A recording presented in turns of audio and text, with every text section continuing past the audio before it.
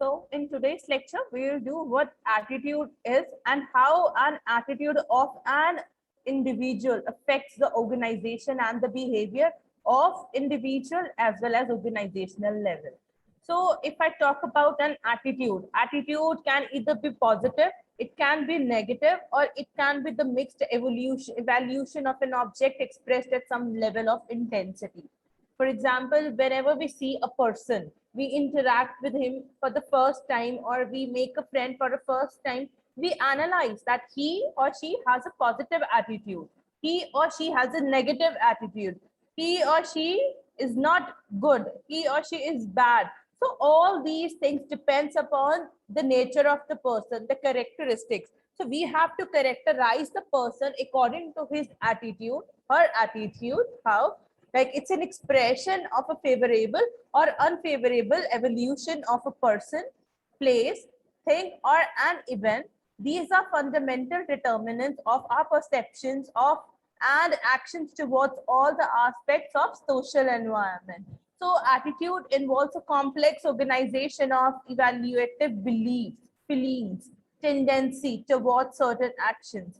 How much we like or dislike something, that determines our behavior towards that thing. So it depends upon us that how we behave, how we react to a certain point of condition. For example, whenever we see something, we feel like it depends upon our belief, our feeling, our tendency, how to interact towards that particular thing. So we tend to approach, seek out, or be associated with things we like, we avoid, or reject things we do not like. So some of the examples of attitude are, he has a positive attitude about the changes. She is friendly and has a good attitude. He was showing some attitude during the practice today, so the coach benched him. I like my friends, that means I am expressing my attitude towards my friends.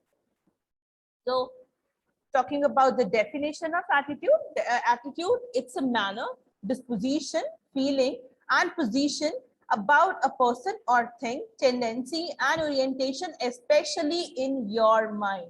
So what Gordon Allport says, he says that an attitude, it's a mental and neural state of readiness organized through experience, exerting a directive or dynamic influence upon the individual response to all the objects and situation with which it is related.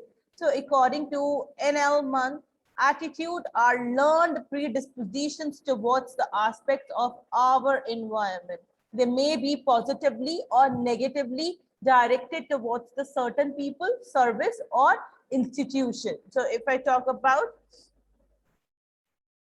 David Reich, Richard, and Egerton, he says that attitude are an individual's enduring favorable or unfavorable evaluations, emotional feelings, and action tendencies towards some object or an idea. And Milton says it's a relatively enduring organization of beliefs around an object or situation predisposing one to respond in some preferential manner.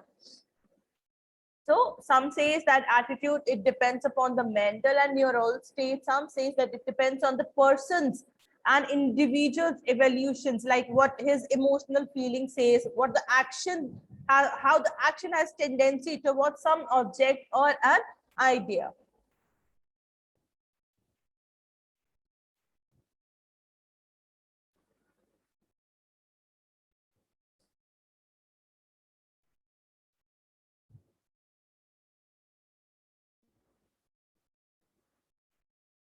So attitude, we can say they are defined as more or less stable set of predispositions of opinions, interest or purpose involving expectancy of certain kind of experience and readiness in an with an appropriate response. They are also known as frames of reference. Why? Because they provide the background against which the facts and events are viewed. So talking about the characteristics of attitudes. So attitude can be described as a tendency to react positively or negatively to a person or circumstance.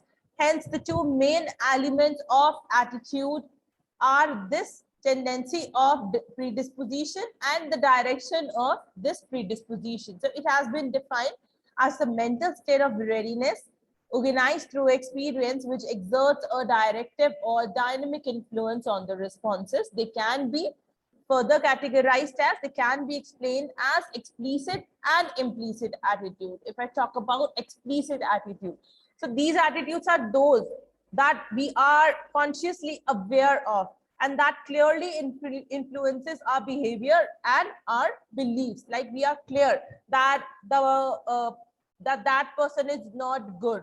He is very materialistic person, and accordingly I should provide an action against him. So that's an explicit behavior attitude in which you are very well aware of the situation, of the circumstances, and that influences your behavior and your belief.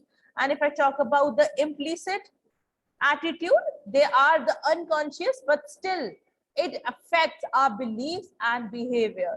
So psychologist Thomas, which imposes limits as a level attitude trend, he says that attitude has been categorized as in positive, as in negative one, which is associated with the psychology. So object psychology here includes the symbols, the words, slogans, people, institution, idea, etc.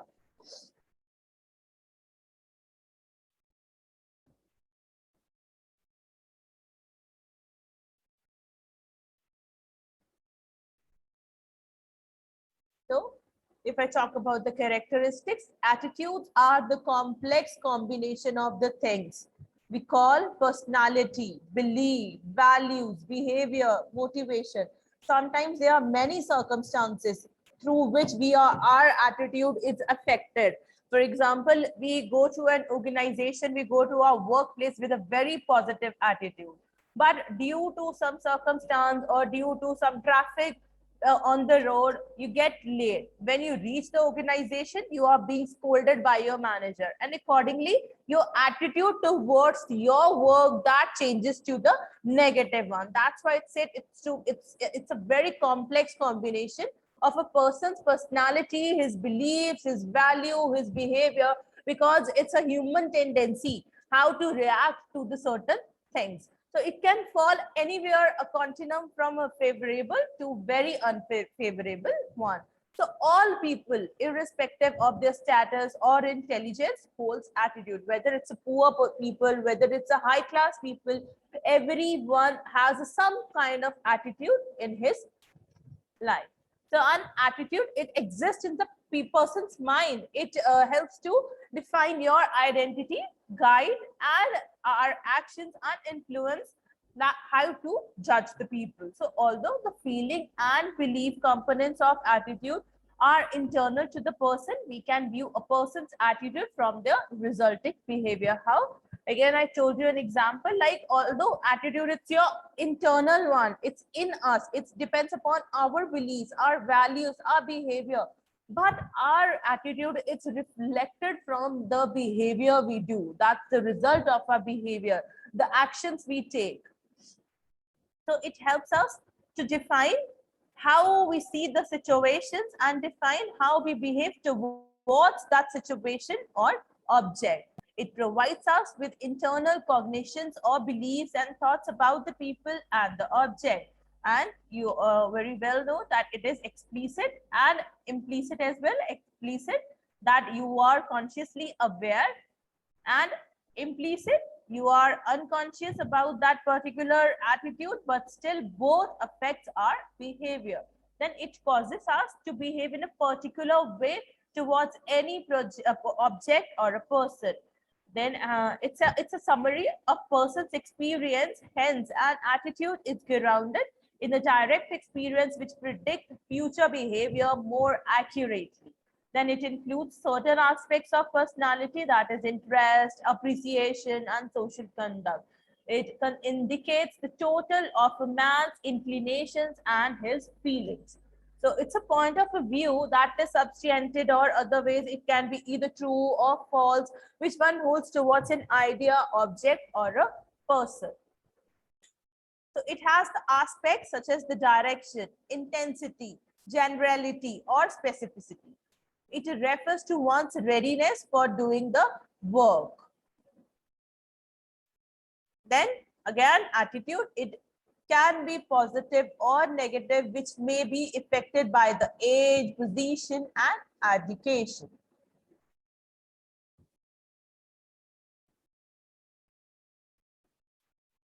So next, components of attitude. So attitudes are simply expressions of much what we like or dislike about the various things. So it represents our evaluations, preferences, or rejections based. It is generalized tendency to think or act in certain way in respect of some object or situation. So the components of an attitude that been categorized into three parts: the cognitive, affective, and behavioral. So if I talk about the cognitive component, what cognitive component is? These are the beliefs of a consumer attitude. Like you can say it is associated with a value statement. It consists of the values, beliefs, ideas, and other information that a person may have faith in. So positive brand association enhances the brand equity, and they are achieved through a number of positioning strategies. For example, you can say that that quality of sincere heart is a faith or value statement that a manager may have. Right? So the cognitive component of an attitude refers to beliefs, thoughts, and attributes that we would associate with the object. It is an opinion or belief segment of an attitude. It refers to that part of attitude which is related in the general knowledge of the person. For example, when typically we say that smoking is injurious to health, that is for your general knowledge, still people do. So that's a cognitive component of an attitude. You know the harmness of that particular thing, but it depends upon you that how you, what opinion you have, what belief you have, what kind of attitude you have towards that particular thing or a person. Then affective component. So it's an emotional or feeling segment of an attitude. It is associated, it's basically associated with the individual feelings about another person. So it is related to the statement which affects another person. It deals with the feelings or emotions that brought to the surface about something such as fear or hate. Using the same example, sometimes might have the attitude that they love all the babies. Why? Because they are cute. Or they hate smoking because it is harmful for the health.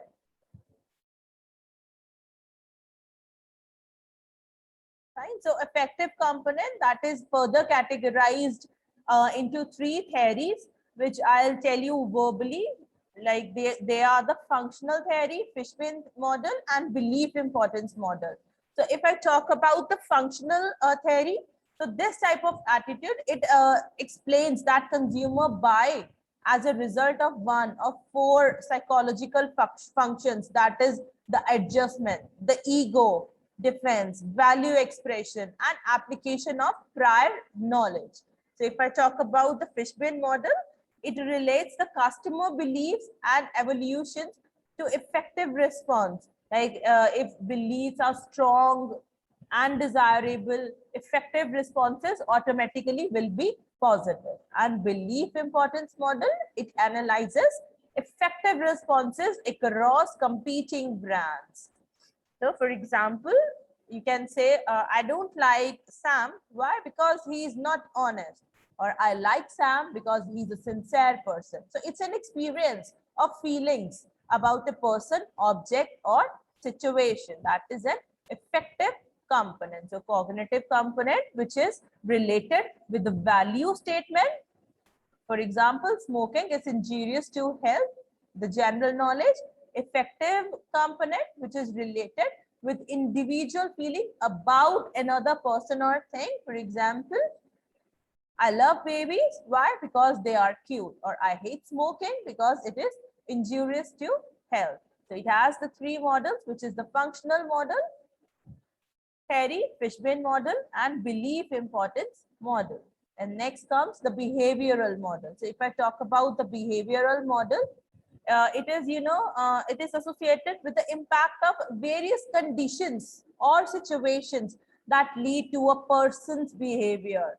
Like behavior component of an attitude consists of the person's tendency to behave in a particular way towards an object. It refers to that part of object which reflects the intention of the person in the short term or long term.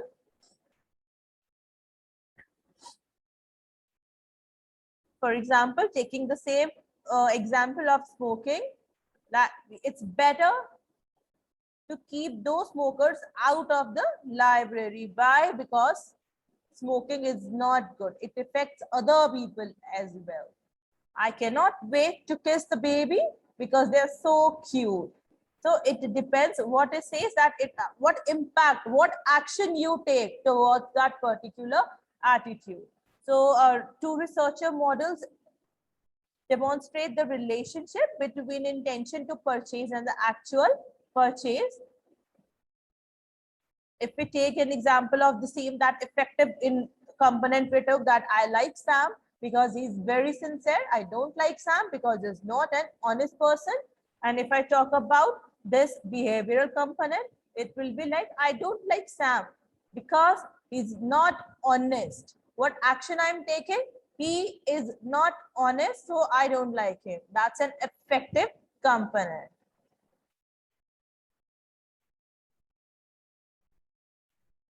And how I behave with him, like I therefore would like to disassociate myself with him. I'll not talk with him. That is a behavioral component towards the Sam that I would avoid. I will avoid Sam. Why? Because he is not an honest. What effect? I don't like Sam. That is effective. He is not honest, and I would try to avoid him, to disassociate myself with him. That is behavioral component. So these are the three components of attitude.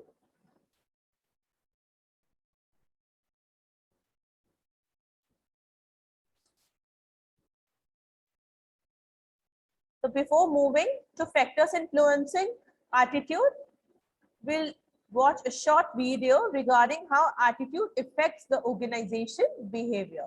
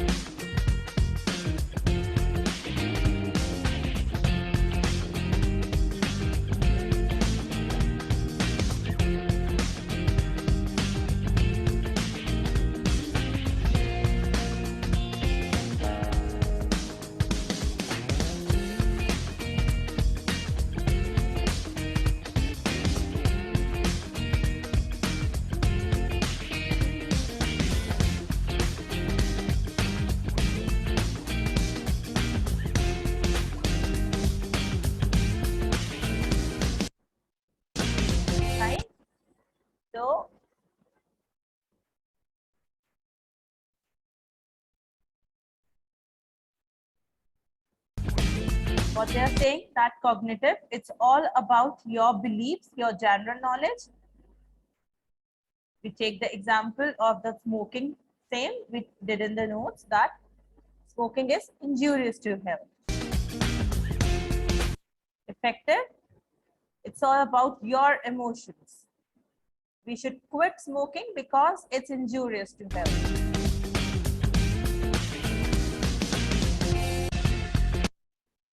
And behavioral, like we should keep smokers out of the library because it's not good for health as well as others.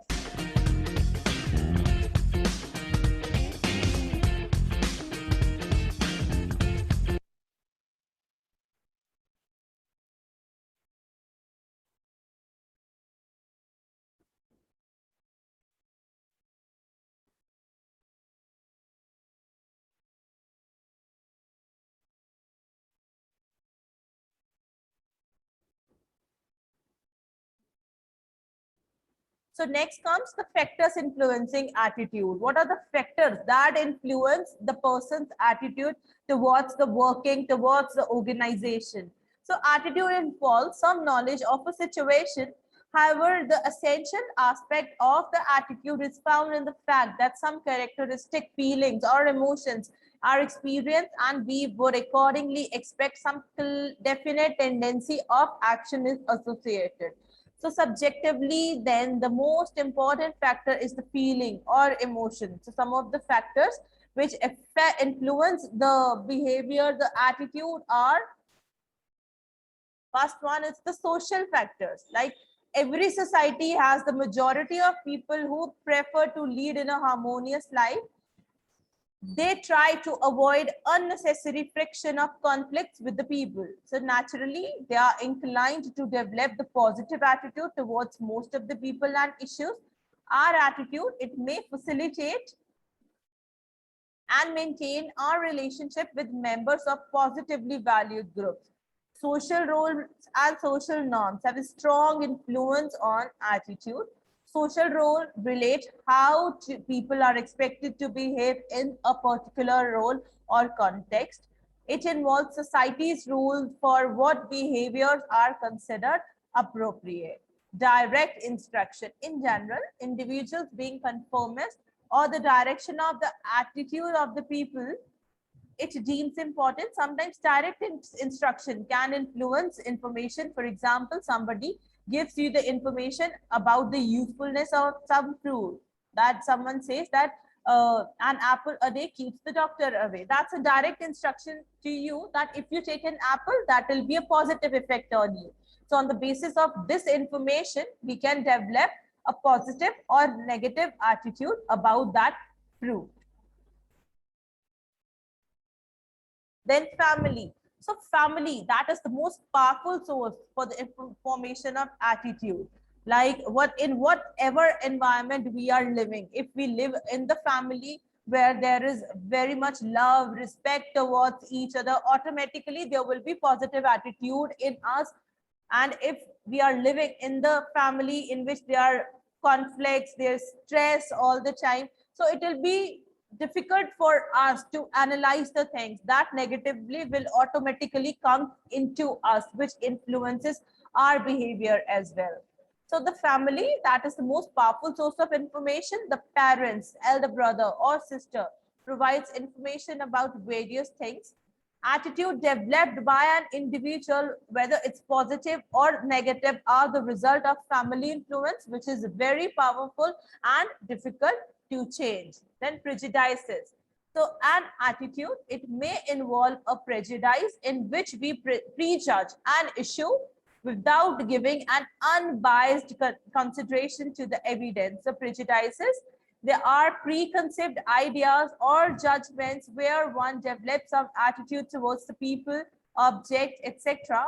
If we are prejudiced against a person who is accused of a crime, we may regard him as guilty regardless of the evidence. We can also be prejudiced in favor of something. So prejudice, it may involve it's basically the preconceived idea or judgment towards a particular thing, people, anything X.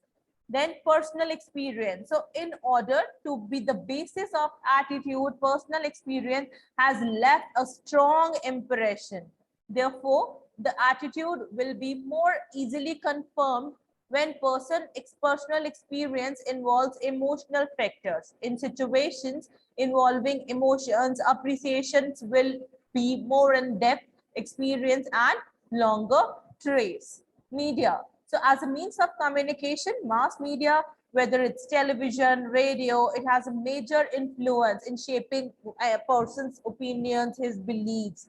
So when we are attracted towards an advertisement through television, we automatically has a very strong impact about that. Like by seeing a advertisement of a fairness cream, like they attract you by applying the face on the cream, and they say in next 15 minutes you will be get a very fairy skin. Or if you want to go for a party, if you use this sheet mask on your face, that will be very refreshing. So automatically the media, the means of communication, that changes that influences your opinions and beliefs about the particular thing, about the particular people.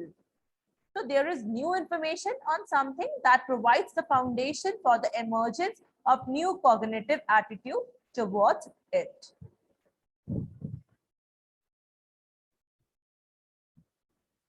So next comes educational and religious institutions. Education, wherever you study, that also sometimes that theory part which you learn. For example, we did motivation and its theories. Through the motivation and the theories of motivation, we are able to consider that theories in our work life, that Maslow says there are 5 needs, and accordingly you will try to fulfill your all the needs, starting from the basic till the self-actualization needs. So educational institutions or religious institutions, that also helps you to shape your behavior, to shape your attitude accordingly through the moral concepts within the individual. Educational and religious institution, it helps you to understand, to know that what is good and what is bad for you. So as a system, educational and religious institutions have a strong influence in shaping attitudes because they lay the foundation of understanding and more moral concept within the individual. Understanding the good and bad, the dividing line between something that can and cannot do is obtained from center of educational and religious institutions. Then the physical factors, like clinical psychologists have generally recognized that physical health and vitality are important factors in determining adjustment, and frequently it has been found that malnutrition or disease or accidents have interfered so seriously with the normal development that serious behavioral disturbances have followed. Like you have any mental ill problem, any health problem, that affects your attitude. How? Because when you see a very physically fit person, you try to compare. It's a human tendency that whenever we see a person same of our age, our tendency will try to compare that am I looking good than him or her, or what are the differences of work conditions between us. So automatically that will influence your attitude into the positive or the negative one. And the last, economic status and occupation. Yes, your economic status, the money level, that what type of earnings you are getting, what type of occupation you are doing, either it's a business or either it's a job, that also influences your attitude and behavior. So our economic and occupational positions also contribute to our attitude formation. They determine in part our attitude towards unions and management and belief that certain laws are good or bad. Our social economic background influences our present and future attitudes. Attitude reflect more than just positive or negative attitude evaluations.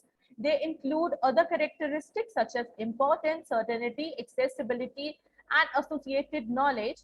Attitudes are important in study of social psychology because they influence the amount of attention and type of judgment an individual may give to a specific subject. Generally, we tend to assume that people behave in accordance with their attitude. However, social psychologists have found that attitudes and actual behaviors are not always perfectly aligned.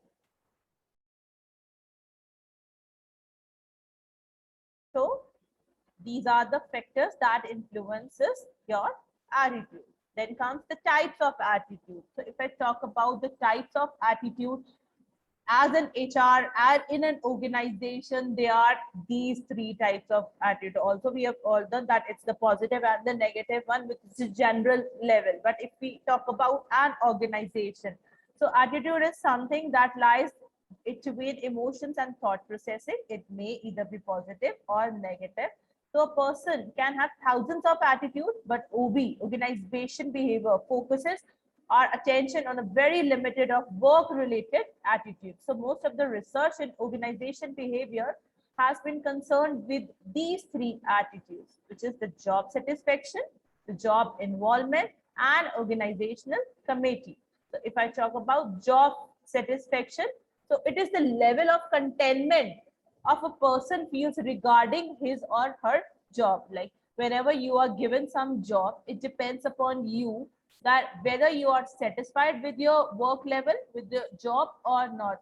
Like suppose if I am a marketing person, but I've given the work of finance, I'll not be satisfied with my work. Why? Because I'm not comfortable with the finance level. I don't know the F of finance. So how I'll be able to do the finance? That's why it's if you have to be provide a positive attitude in an organization, first of all you should be satisfied with your job.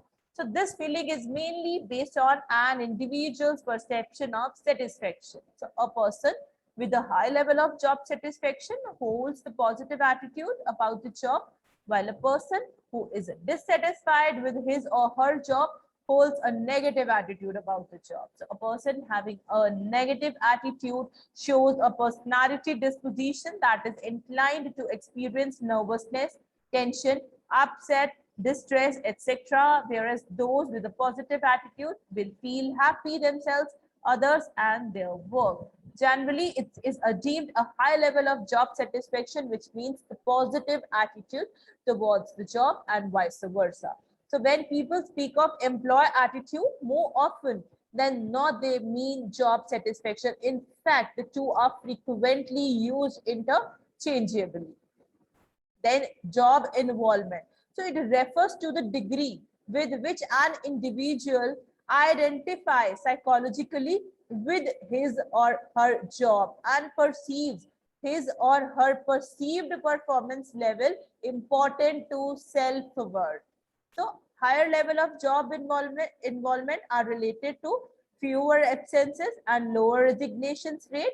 However, it seems to more constantly predict turnover than absenteeism, according to as much as 16% of the variance in the former. Like how your manager involves you into the job, right? Another type of attitude is job involvement, which refers to the degree that with which an individual identifies psychology with his or her job and perceives that whether the performance level of his particular job is self-worth or not. Then the organization committee.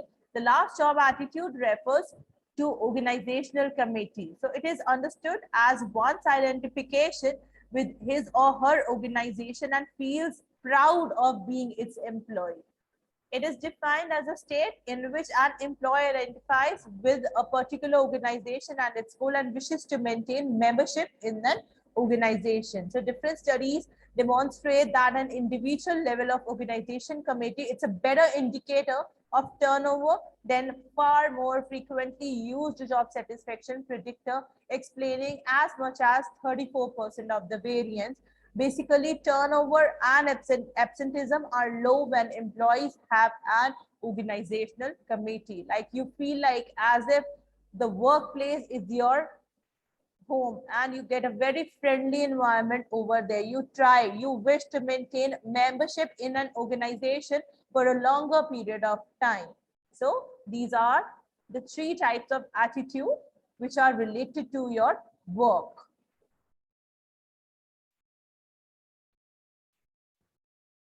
So this was all about the attitude. We did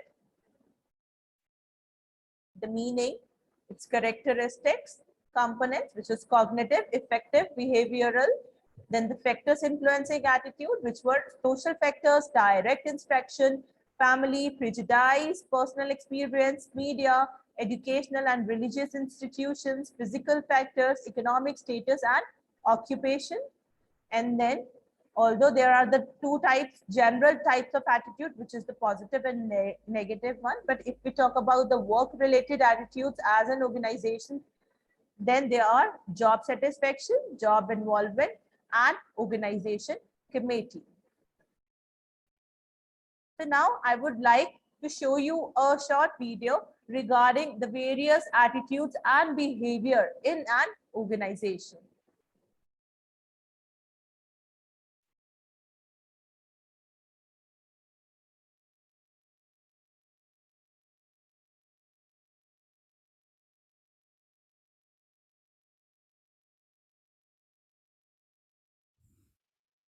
Joe Carter has just started work at the local cafe. It is very busy, and the manager Sandra is stressing. Joe, can you come here, please? What's wrong with her now? What now? Did you serve table 12? Those people. There's no pleasing them. Yes? What's wrong now? They complained about you, and I gave them a free meal. This is unacceptable. What's happened to your mojo? I wish you weren't so pessimistic. If you continue this way, you might even lose your job. Oh well, whatever. There's no pleasing her either. The customers are too demanding. The manager doesn't understand, and I might even end up losing my job again.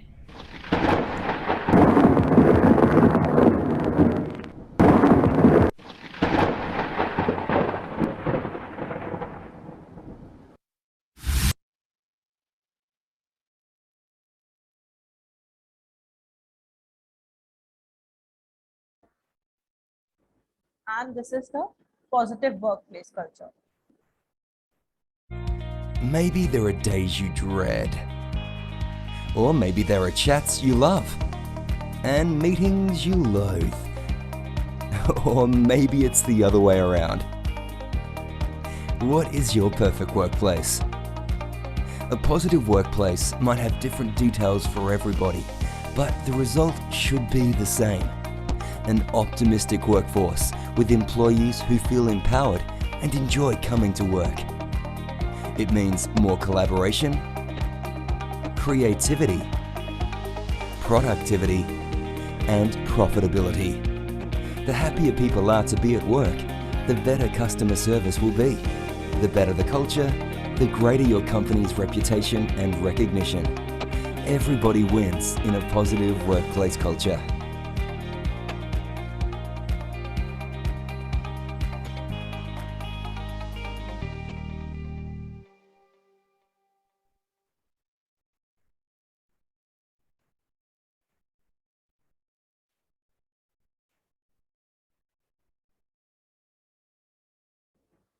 So through these both videos, you will be able to analyze the attitude between the positive and negative attitude. Like if you get a bad environment at your workplace, automatically your work level, your stress level, that will be decreasing, and you will not be able to behave to give a very positive attitude. But if you get a very positive attitude at your workplace, your colleagues, your managers, all are very happy with you. You are very happy with your work, with your job set. You are satisfied with your job, and the involvement of you in your job, that is very good. Automatically positive attitude will be created. So it is very well necessary of carrying a positive attitude at your workplace if you want to be successful, or if you want to get an individual as well as an organizational goal, and for the smooth conduction of working into an organization. So that was all about today's topic, which was attitude.